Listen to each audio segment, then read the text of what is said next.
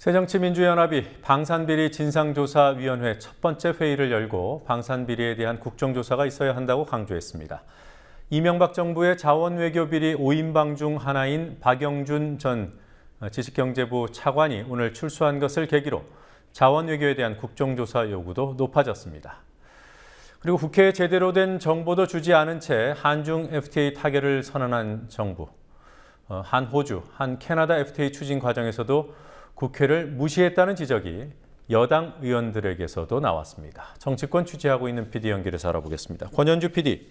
네, 권현주입니다.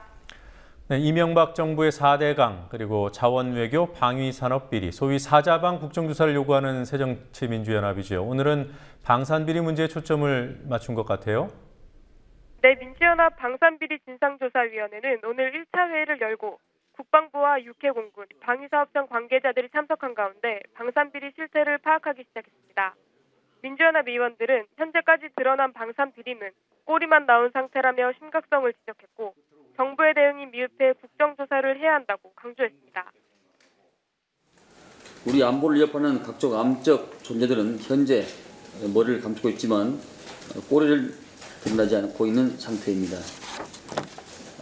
방산비리에 대한 정부의 대책은 근원적이지 못합니다. 더욱이 숨겨진 머리를 들춰내지 못하고 있는 것입니다. 그래서 우리 당은 국정조사를 요구하고 있는 것입니다. 정부 정책의 문제점도 함께 검토해야 한다는 지적도 있었습니다. 독자적인 개별 기관의 판단을 존중하는 것이 아니라 정치적 요인에 의해서 일부 정치적 개입 또는 충분한 검토의 여건을 주지 않는 이런 여러 가지 정책의 실패를 방위사업청의 실패로 치환시키려고 하는 것은 아닌가 하는 문제까지 좀 검토해 볼 필요가 있지 않나 생각합니다. 어쨌든 한편 오늘은 해군 고속단정 납품 비리에 고위급 군인이 연루됐다는 추가 사실도 드러났는데요. 박수현 민주연합 대변인은 대한민국의 안보를 이런 비리 방위사업청, 무능 국방부, 한심한 박근혜 정부에 맡길 수 없다며 방산비리 국정조사를 거듭 촉구했습니다. 네, 방금 홍익표 의원이 말한 정책 실패, 바로 이 문제가 방산비리의 몸통이라 이런 주장이 오늘 군사평론가로부터 나왔습니다. 잠시 후에 전해드리도록 하고요. 이 방산비리와 직접 연관된 건 아니지만 방위사업청이 전단탄이라는 것을 개발한다고 합니다. 예산을 신청했다고 하는데요. 전단탄이 뭡니까? 네, 이춘석 민주연합 의원이 정부가 내년 예산안에 대북 전단을 더 정확하게 날리는 데 쓰이는 탄약인 전단탄 개발비로 18억 원을 편성했다고 밝혔습니다. 이 의원은 오늘 정부는 보수단체들의 대북 전단 살포에 대해 표현의 자유를 이유로 수수방관해 왔는데 이번에 아예 정부가 나서서 대북 전단용 탄약을 개발하기로 한 것이 드러났다며 정부가 경색된 남북관계를 풀 의지가 없다고 비판했습니다. 그러면서 이 의원은 정부가 DMZ 세계평화공원 조성이나 유라시아 이니셔티브와 같이 남북 간 협의를 전제로 하는 사업들을 추진하겠다고 하면서 이와 같은 일을 하는 것은 매우 이율배반적이라며 지적했습니다.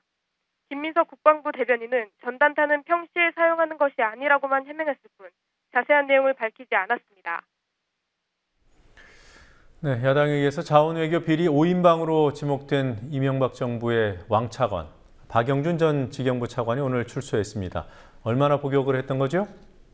네, 파이시티 사업 비리, 민간인 사찰, 원전 비리 등으로 2년 6개월형을 선고받고 수감된 박영준 전 지식경제부 차관이 오늘 새벽 만기 출소했습니다. 이명박 정부의 자원외교 5인방으로 지목된 박 전 차관이 출소하면서 이명박 정부의 자원외교를 국정조사해야 한다는 야당의 요구도 거세지고 있습니다. 민주연합의 서영교 원내대변인은 오후 브리핑에서 박영준 전 차관은 천문학적인 액수의 국부 유출에 부인할 수 없는 책임이 있다며 분노하고 있는 국민에게 해외 자원 개발에 대한 진실을 밝혀야 한다고 말했습니다. 서 대변인은 새누리당이 정권 실세들의 비호 세력이 아님을 증명하려면 야당의 국정조사 요구에 응해야 한다고 덧붙였습니다. 박 전 차관은 서울 남부구치소 출소 직후 자원 외교에 대한 질문에 재판 중이기 때문에 양해해달라며 답변을 피했습니다. 한국이 호주, 캐나다와의 FTA 비준 동의안 외통위에서 처리가 됐습니다. 어떻게 된 겁니까? 네, 오늘 오후 5시쯤 국회 외교통일위원회에서 한국과 호주, 한국과 캐나다의 FTA 비준 동의안이 통과됐고 12월 2일 전까지 본회의에서 최종 처리될 예정입니다. 하지만 이번에도 한중 FTA에서와 마찬가지로 정부가 FTA를 추진하면서 비준권을 가진 국회를 무시했다는 지적이 나왔습니다. 여야 의원들은 산업부가 두 FTA 협상 과정에서 외통위에는 한 차례의 공청회를 제외하고 보고조차 제대로 하지 않았다는 문제를 제기했습니다. 민주연합 최재천 의원과 새누리당 정병국 의원의 말 직접 들어보시겠습니다.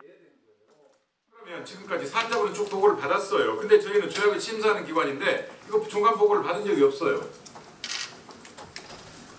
외통위하고 산자부로 권한이 나눠가지고 같이 붕 떠버렸단 말이에요 지금. 산자부는 중간중간 보고는 받았겠지만 조약 최종적인 심사권은 없으니까 외교부가 책임지겠지, 외통위가 책임지겠지 이렇게 돼 있고, 대는 소를 포함한다는 희한한 논리 있잖아요. 한미 FTA, 한EU FTA가 워낙 큰 FTA이기 때문에 나머지는 그냥 조문이기 FTA라고 생각을 해서 그거 다 통과됐으니까 그냥 해줘 이런 식이에요. 뭐가 더 이상 영향이 있겠어. 이미 한미도 적응하고 있고 한EU도 적응하고 있고 이러면서 심사를 지나치게 형식적으로 해갑니다.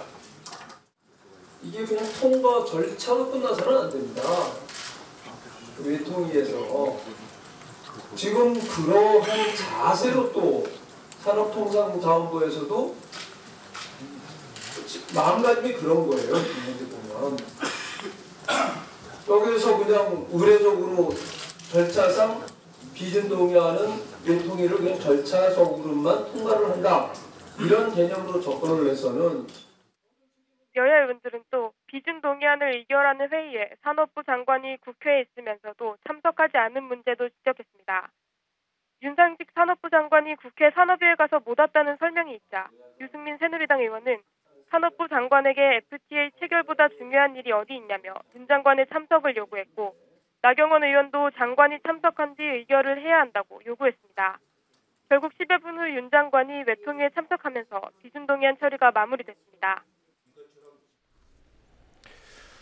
자, 한중 FTA에 대해서도 정부가 국회에 제대로 된 정보를 주지 않았다는 문제, 오늘 산업통상자원위원회에서도 제기가 됐습니다. 구체적으로 어떤 말들이 나왔습니까? 네, 여야 의원들은 정부가 국회와 협의 없이 한중 FTA의 실질적 협상 타결을 선언한 데 대해 불만을 드러냈습니다. 홍지만 새누리당 의원은 국회 보고 전에 정부가 협상 타결을 공표하고 홍보하고 있다고 지적했습니다. 또 협상 내용이 일부만 공개돼 답답한 부분이 많다는 지적이 나왔는데요. 산업부는 오늘 산자위에서도 협상 대상 품목이나 관세율 변화 내역을 거의 공개하지 않았습니다. 김한표 새누리당 의원은 한미 FTA는 내용을 공개하고 타결을 받는데 한중 FTA는 궁금한 게 많다는 평가가 있다고 지적했습니다. 홍영표 민주연합 의원은 한중 정상회담 세레모니를 위해서 협상하지 않았나 할 정도로 촉박하게 추진됐다며 이번 한중 FTA는 국익이 아닌 박근혜 대통령의 정치적 이익에 기반한 비공개 졸속 FTA라고 강하게 비판했습니다. 지금까지 국민TV 뉴스 권현주입니다.